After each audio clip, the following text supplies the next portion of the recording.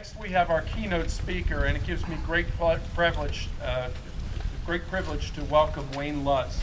Wayne served 9 years in the United States Army during the Vietnam and Cold War eras. Today, he dedicates his time and effort to the support of American service personnel, their families, and military veterans.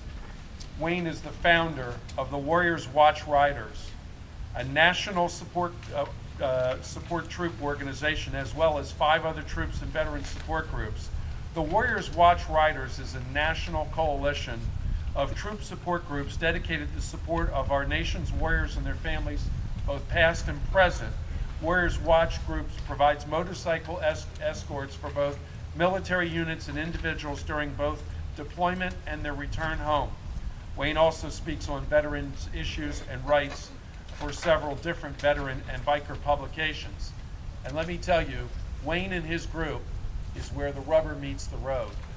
I had the personal distinction of witnessing what they did when one of our own fallen, Bobby Dombrowski, came home.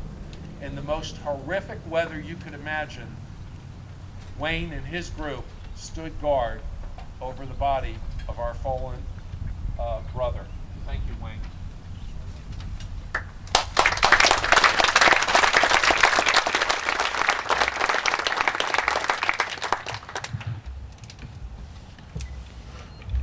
I had an experience 2 days ago that, when I got home afterwards, caused me to take out the speech that I've been working on for 2 weeks, the speech that I was going to deliver here today, and to tear it up.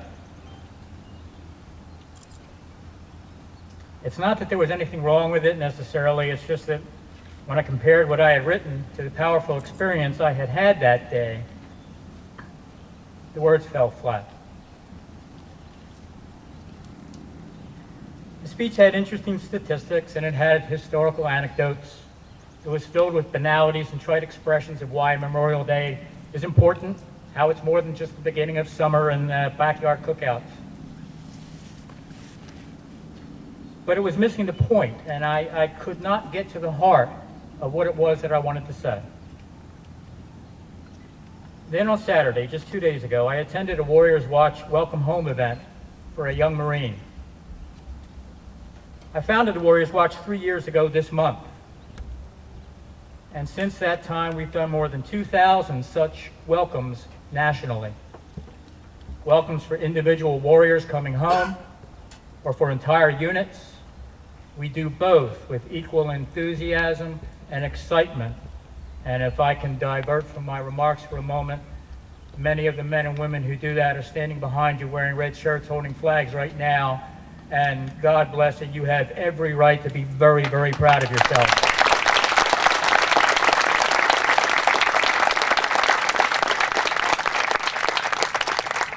They're the ones who came in so inconspicuously this morning. Like me, I like to remain under the radar. The Marine's name that we welcomed home is Lance Corporal Patrick Smith. He was coming home from his first deployment to Afghanistan. It was also his birthday. Patrick had just turned 20. We met him at the airport and escorted him to his home in Northeast Philadelphia with 60 motorcycles, several cars, and Philadelphia traffic police vehicles. When we reached his home, there were another 100 or more people there, cheering and waving flags and homemade signs of welcome, and a huge banner hung from the top floor of his Northeast Philly red brick row house. Patrick stood on his front lawn surrounded by all of us, his family, his friends and neighbors, and with a few impromptu words, that shy and humble young Marine got directly to the heart of what it was that I had been struggling for 2 weeks to write. What Memorial Day is really all about. It's about keeping faith. Patrick said essentially that he was overwhelmed by the show of support, which he understood was not just for him alone, but by extension for all of our troops and for their mission. In essence, he was thanking us. We who had gone there to thank him for his service, to thank his family for their sacrifice. He was thanking us for keeping faith with him and with his comrades while he served. But then he said something that actually choked me up. And remember, I've done hundreds of welcomes just like that one. I've stood at just over 100 military funerals in Pennsylvania, New Jersey, Delaware, and Maryland. Patrick said that he was honored by our support, but then he said, especially you Vietnam vets, what we do is nothing compared to what you went through.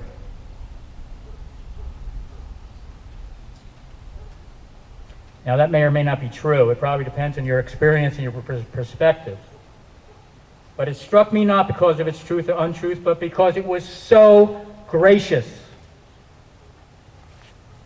It was so typical of this generation of American warriors.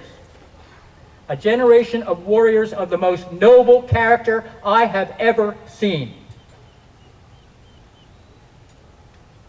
That simple statement, quietly spoken by a 20-year-old Lance Corporal, hit me like an emotional punch to the gut. He was keeping faith with us, the veterans of past wars. A couple of weeks ago, I was privileged to speak to a group of 250 soldiers and their families. They were reservists, recently returned from Afghanistan. They were attending an Army program intended to reintegrate them into civilian life.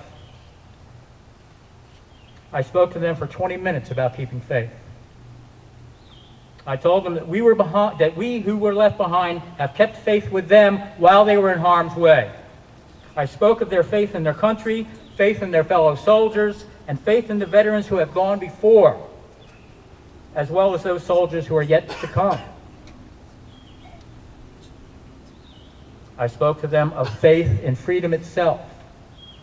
And they were riveted because they know the price of freedom. They just paid it.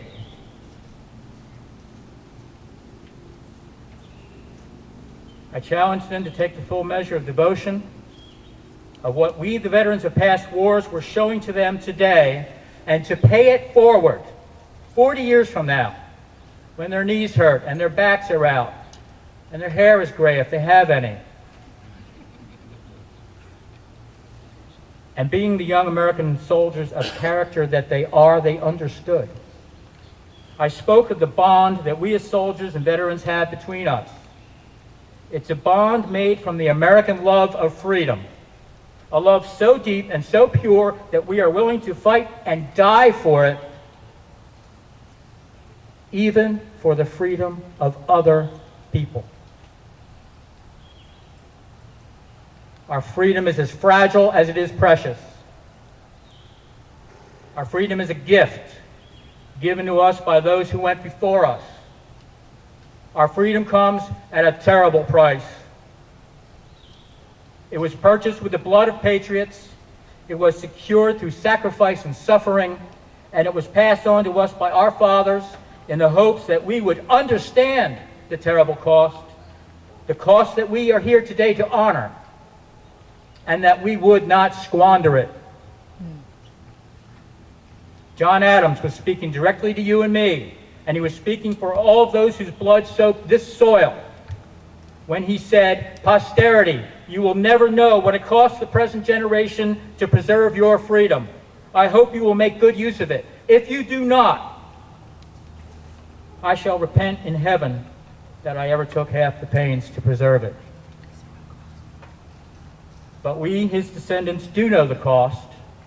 People like Lance Corporal Patrick Smith and those 250 soldiers know the cost. They know it because they have so recently paid it. Each generation of Americans has been called upon to pay that cost again. And future generations will yet learn firsthand the cost of freedom. Freedom is one of the deepest and noblest aspirations of the human spirit.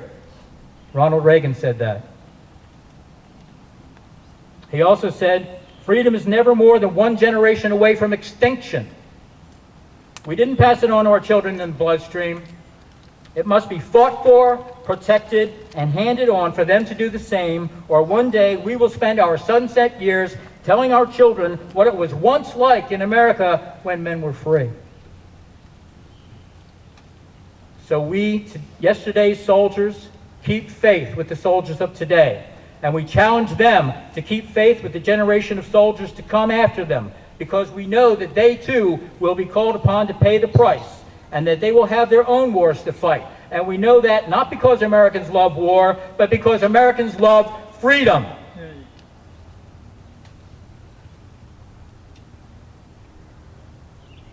The voices of long-dead patriots and heroes call out to us from the grave to keep faith with them, that we not forget the cost of freedom, that we not forget what terrible price they paid. John McCrae wrote the greatest war poem ever written in the trenches of World War I, the war to end all wars, in Flanders Fields. In Flanders Fields, the poppies blow between the crosses, row on row that mark our place. And in the sky, the larks, still bravely singing, fly scarce heard amid the guns below. We are the dead. Short days ago, we lived, felt dawn, saw sunset glow. We loved and were loved, and now we lie in Flanders Fields. Take up our quarrel with the foe. To you, from failing hands, we throw the torch. Be yours to hold it high. If you break faith with us who die, we shall not sleep, though poppies grow in Flanders Fields. We will never break faith with the veterans of the past. We will never break faith with those who fight and die today. We will never break faith with those veterans yet to come. We will never break faith with the dead, those who died so young to preserve our freedom. We will never break the faith. So help us, God. Thank you.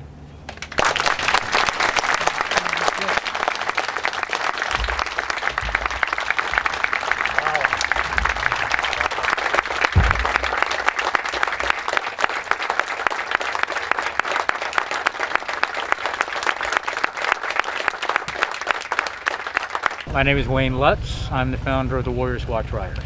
These are patches from units that I served in, except for that one. That was a gift. But others are patches from units that I served in. The 1st Cav, 6th Battalion, 56th Air Defense Artillery, that 3rd Infantry Division, STRATCOM, Strategic Communications Command. That's what those are. I served in those units over 10 years. Wow. What about the other side? Those are medals that I won. And this is just your general biker stuff, except these are police support pins.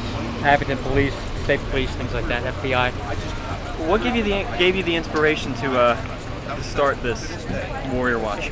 The fact that the veterans of the last generation, 40 years ago, were not treated very well, and it's so important to treat the veterans well. It's so important for them to know that they're supported. That you have no idea what it means to them. They will, just one kid will tell you, if you get out 3 motorcycles to give a kid a welcome home, they appreciate it more than you can realize, and it spreads. You know how there's like that Baptist church that protests some funerals? Have you ever had to deal with anything like that? Yeah, I have. I've faced them a few times. How do you deal with that? We turn our backs on them. They show up at military funerals sometimes. Sometimes it's well known in advance that they're going to be there.